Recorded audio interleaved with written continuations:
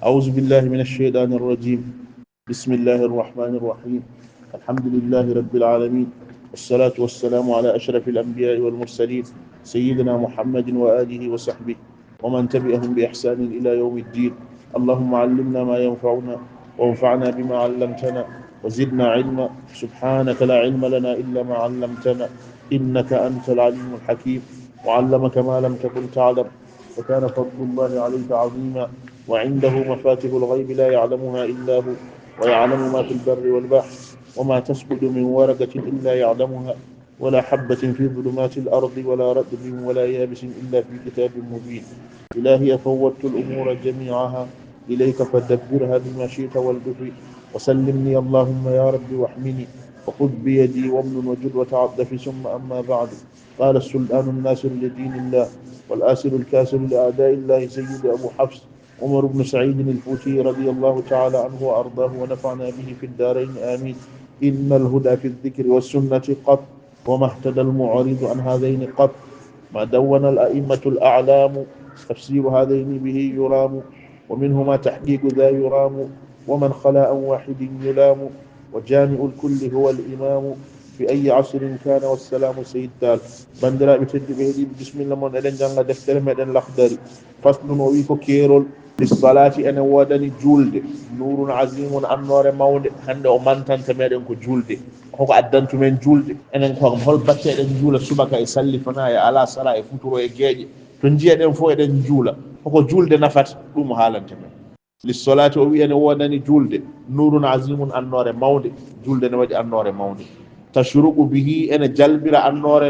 قلوب المصلين برد جولود جولد كو أنور مولد ɓerɗe juuloɓe ne jalbira julde nde wala yanaluhu dañata annore nde illa al khashi'una sana hulɓe Allah yimɓe kuloɓe Allah ko ɓen dañata annore wonde e julde nde. Fa ida atayta sa ari a hucci ila salati en juulu sa ari aɗa juula fa farriq qalbaka yewnu ɓernde maɗa ɓolɗin ɓernde maɗa min ad-dunya aduna.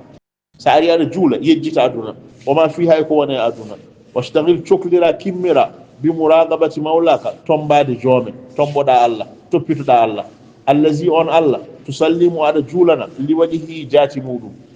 wa taqid piba anna salata wonde julde khushuun ko kulol Allah wa tawadun e yankinade lillahi wonande Allah julde ko kulol Allah ko yankinanade Allah subhanahu wa sanare wodano kuliramo jankinonodamo bil qiyami darade yeso makko warruku e rukjude yeso makko wasujude sujjande jati makko wa ijlalun julde de ko mawninde wa ta'zimun ko teddinde lahu jomiraado julde ko mawninde jomiraado ko teddinde jomiraado holno teddirintamo holno mawninirtamo bit takbiri e kabbirali maada wa tasbih e subhinali maada wa zikri e innugol maada Allah e der julde fa hafiz ala salatika toppido julde maada fa innaha julde azamul ibadati buri mawnude e dewe Allah kala ko dewirnoda Allah julde buri mawnude.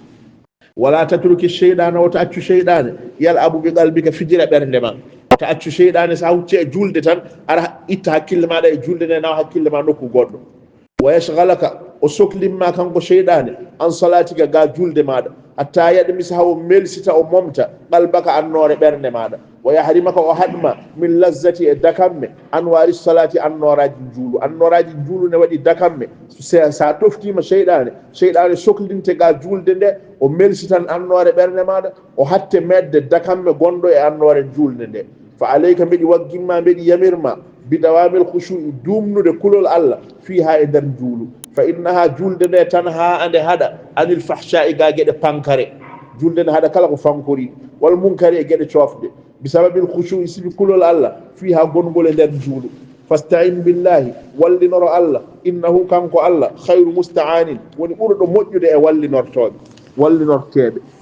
Faslun ko kerol lissalati ne wodani julde nurun azimun annore mawde tashruqu bihi ene jalbira annore nde qulubul musallina ɓerɗe juuloɓe wala yanaluhu dañata annore nde illa al khashi'una sanahul be Allah. Fa ida atayta sa ari ila salati e julde ari aɗa juula fa farriq qalbaka ɓolɗin ɓernde ma yewnu ɓernde maɗa min ad-dunya e aduna wama fiha e ko woni e aduna washtagil toppitoɗa coklira bimuraqabati mawlaka tombade e rende joome alladhi mo ganduɗa tusalli li wajhi aɗa juulana jaati mum وأتجد في باي برن ماذا أن الصلاة وند جلد خشوع كل الله وتواضعون ينكن ناد لله جومراد سبحانه وسنانه ودني جنكن ردامو بالقيام الدراجة والركوع ركجده والسجود سجده وإجلال جلد ديكو مونين وتعظيم كتدين له جومراد بالتكبير تدين رام كبرالي والتسبيح تبهنالي والذكر إنه قول الله فحافظ تبتو على صلاتك جلد ماذا